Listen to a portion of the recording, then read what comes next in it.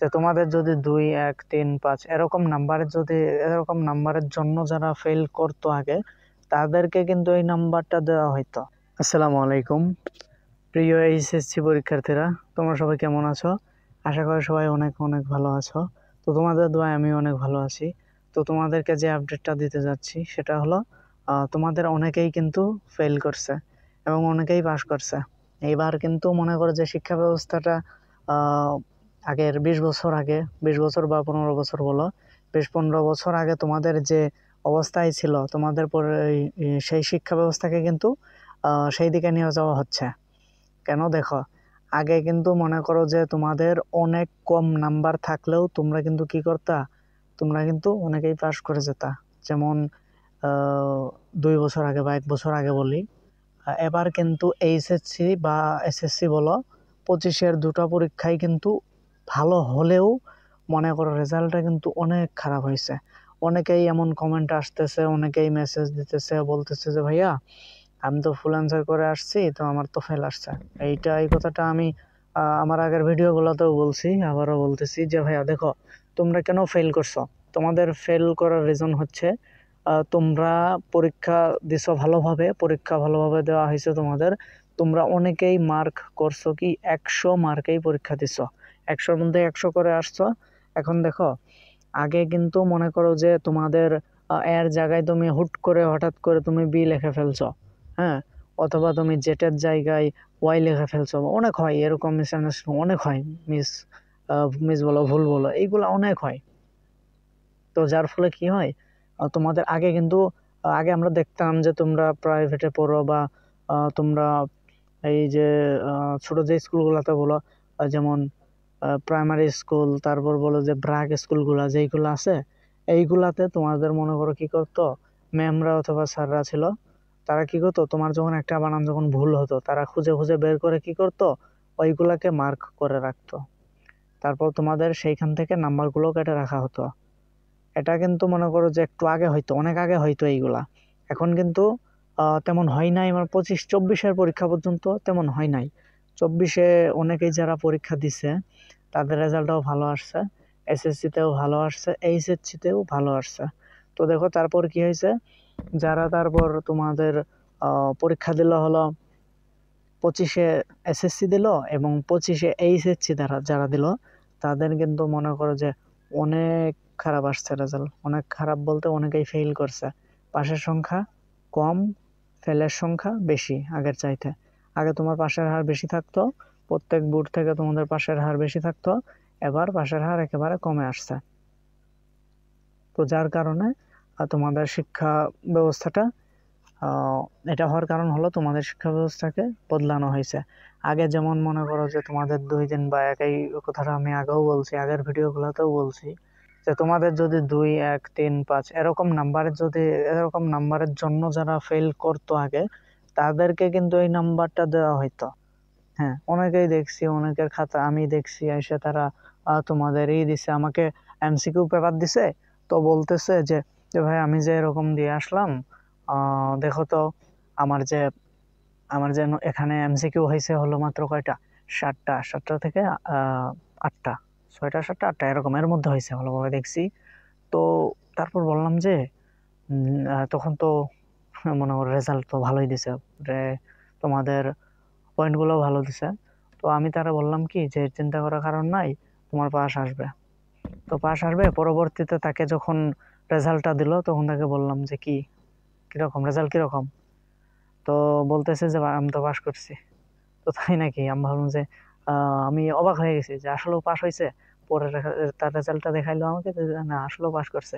তো এখানে বোঝা গেল কি, তখন মনে করো যে 3, 4, 5 এরকম নাম্বার যদি তোমাদের এমসিকিউ তো কম হতো, তাহলে কিন্তু তোমাদের কি দিত, তোমাদের পাস দিয়ে দিত। অনেক বছর আগে, একটু বছর আগে, তখনও, হ্যাঁ তখনও ছিল, যেমন বলো 5 বছর 10 বছর এরকম তখন দেখো, তখনও কিন্তু তোমাদেরকে কি করতো, তখনও তোমাদেরকে ভালো নাম্বার দিয়ে তারা পাস করিয়ে দিত এবং তোমাদেরকে নাম্বার বাড়িয়ে দিত এবং পাস করিয়ে দিত। কিন্তু এখন হয়েছে কি, বর্তমানে দেখো আমি যেটা বলি, বর্তমানে তোমাদের নাম্বার যে তোমরা পাইছো, তোমরা যদি 27 পাও, 27, 28, 29, 30, 31 পাও, 32 সর্বশেষ 32ও যদি পাও, তাহলেও কিন্তু তোমাকে কি বলে দেওয়া হয়েছে যে তোমাদের পাস দেওয়া হবে না, এরকম কথা বলা হয়েছে যে তোমাদেরকে পাস দেওয়া হবে না। তো দেখো এখন যদি আগের বছর মনে করো যে তোমার 1 লক্ষ শিক্ষার্থী মনে করো যে ওই একের জন্য যদি পাস করে, তাহলে কিন্তু 1 লক্ষ শিক্ষার্থী কিন্তু পাস করছে। তো এবার কি করছে, ওই 1 নাম্বার যখন কমাই দেওয়া হয়েছে তোমাদেরকে, তখন কিন্তু ওই 1 নাম্বারের জন্য কি করছো তোমরা অনেকে কিন্তু ফেল করছো। তারপর দেখো যাদেরকে 2 থেকে 2 এর জন্য ফেল দেওয়া হয়েছে, তাহলে কত হয়, সংখ্যাটা কত হইতেছে, তখন 2 লাখ শিক্ষার্থী ফেল করছে। তারপর দেখো যদি আমি 3 ধরি, 3 ধরলে তাহলে কি হয়, তোমরা মনে করো যে 3 লক্ষ শিক্ষার্থী ফেল করে, এবং আমরা যদি 4 ধরি তাহলে 4 ধরলে তোমাদের 4 লক্ষ, এভাবে যত আমরা নিচের দিকে আসবো এইভাবে আর কি ফেল করে তারা। তো এই যে তোমাদের 1, 2, 3, 4 এরকম ভাবে যারা ফেল যায়, এই জন্য এবার পরীক্ষায় তোমরা যারা পরীক্ষা দিছো, অনেক ভালো পরীক্ষা দেওয়ার পরেও কিন্তু তোমাদেরকে কি করা হয়েছে, তোমাদেরকে ফেল দেওয়া হয়েছে, অনেকেই ফেল করছো। তো অনেকেই টেনশনে পড়ে আছো, অনেক কষ্ট পাইছো। তো মন খারাপ করার কিছুই নেই, কারণ তোমাদের এবার বোর্ড চ্যালেঞ্জের যে ভাবে খাতা দেখা হইতেছে, এবার কিন্তু ভালো স্যাররা দেখতেছে, অনেকেই তোমাদের ভাগ্য ভালো, লাক যদি ভালো হইতে পারে, তোমরা অনেকেই পাস করতে পারবা। কিভাবে পাস করবা দেখো, তোমাদেরকে যদি তারা যদি নাম্বারটা একটু বাড়াই দেয়, স্যাররা যদি একটু দয়া ধর্ম করে তোমাদেরকে ভালোবাসে, তোমাদের জন্য মায়া মহব্বত একটু থাকে, তোমরা যাতে পাস করো, স্যাররা চেষ্টা করবে তোমাদেরকে তার থেকে বেশি, যেরকম নাম্বার তারা দিছিল আগের বার তার থেকে বেশি দেওয়ার চেষ্টা করবে। কারণ তারা ভাববে যে এখন পড়াশোনার খুব খারাপ অবস্থা, এইবার তো তারা ওইভাবে তো লেখাপড়া করলো না। তো এখন যদি তোমাদেরকে এভাবে ফেল দেওয়া হয়, তাহলে কি হবে, দেখো একজন অপরাধী অপরাধ করছে, এতদিন মনে করো যে কোনো শাস্তি হয় নাই, এতদিন যাবত কোনো শাস্তি হয় নাই, কোনো কিচ্ছু হয় নাই। তো দেখো হুট করে যদি তার উপর যদি তোমাদের কি করা হয়, হুট করে যদি তার উপরেই এই শাস্তিটা প্রয়োগ করা হয়, তাহলে সে কি করবে, সে কিন্তু যেমন তোমাদের সাজা হলো বা হলো, এসে অনেক হয়, তখন মনে করো কি হবে, সামান্য একটা ইয়ের জন্য যেটা তোমাদের উপর ঘটছে, যদি এমন কিছু তার উপর প্রয়োগ করা হয়, তাহলে কি হবে, সে কিন্তু নষ্ট হয়ে যাবে। তো তেমনি তোমরা যারা আছো, তোমাদের উপর যেইভাবে চাপাই দিছে এটা, যে তোমরা ফেল করছো, অনেকেই ফেল করাই দিছে, তোমাদের নাম্বার কমিয়ে দিয়ে যেভাবে ফেল করাই দিছে, তো এইভাবে কিন্তু তারা কি করবে, তোমরা কিন্তু ভেঙে পড়বা যে আমরা অনেক ভালো পরীক্ষা দেওয়ার পরও এত ভালো পরীক্ষা দিছি। অনেকেই বলছে, ভাই আসলেও এটা মিথ্যা না, অনেকেই বলছে আমাকে যে ভাইয়া আমি তো অনেক ভালো পরীক্ষা দিয়ে আসছি, আমি তো ভাবছিলাম যে আমি জিপিএ 5 পাবো অথবা 4 পয়েন্ট নিচে আসবে না আমার, তো আমি হয়তো এরকম পয়েন্ট পাবো। তো আমি বললাম তাই নাকি? ও বলতেছে যে হ্যাঁ, আমার পরীক্ষা অনেক ভালো হয়েছে, যার কারণে এমন এমন হইতেছে আর কি। তো তার অনেক খারাপ লাগছে বিষয়টা, আমার কাছেও খারাপ লাগলো বিষয়টা, যে ভালো অনেকেই শুধু তার কথা বলবো না, তোমাদের কথাও বলি। তোমাদের কথা যদি বলতে যাই, তাহলে আমি এক কথাই বলবো কি, যে তোমরা অনেকেই অবশ্য ভালো পরীক্ষা দিছো, অনেকেই অনেক ভালোভাবে লেখছো, সবকিছু ফুল অ্যান্সার করছো, কিন্তু তারপরেও কি হয়েছে, তোমাদেরকে ফেল দিয়ে দিছে। কারণ হইতেছে কি, তোমাদেরকে যেখানে মনে করো যে 3 তোমরা 3 পাবা, সেইখানে দিয়ে দিছে 1 অথবা 2 দিয়ে দিছে, 4-এর জায়গায় 5-এর জায়গায় দিয়ে দিছে হলো 2 দিয়ে দিছে।